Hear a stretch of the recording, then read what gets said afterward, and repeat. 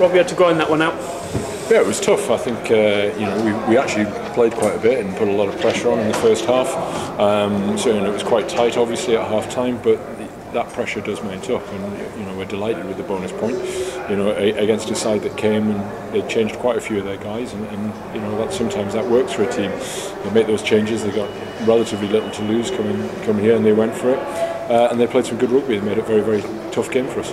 Rob, your other Rob at the club here, has spoken in the past that you sometimes have to break sides down, and probably like the last 10 minutes we saw the fruits of what was a tough effort. Yeah, very much. I think to get the bonus point at the end there, we held our composure a bit because it got a bit tight after they got the interception that went through to the score. And it's very easy to wobble and panic at that point, but the pressure still does tell. We had a lot of time camped on the line, and when you get that sort of pressure on a side, sooner or later it does tend to come in your favour. And we got those tries in the end, which is great. 5 points, and it keeps you very firmly in the top 2 tonight. Well, yeah, it does. It does. It's important in a way. The bonus points will obviously count. The chasing pack's getting very, very close, and we've got some big games over the next couple of weeks, haven't we? At the end of the day, that's where we want to be. The next game next week now is a huge game, and we'll deal with that one.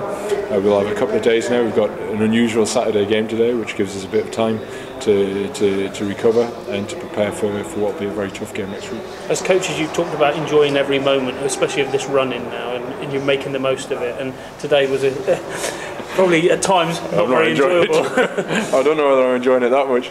No, it's good. We are. Sometimes you do have to check yourself and make sure that you are enjoying it, because this is a special time. We've got some guys playing very, very well. We've got some young guys coming through. We've got some rising stars pushing through international. So seeing there's a lot to be celebrated. Dickie is on the bench there behind you. Campo. It's been tough for him with Italy, but he's probably been Italy's best player. So there is a lot to celebrate at the moment for us.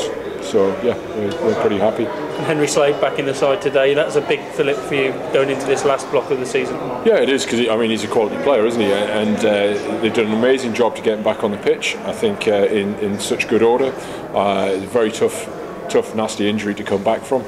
He's worked very hard in the rehab team and the physios, and Jamie and the guys have worked really, really hard to get him there.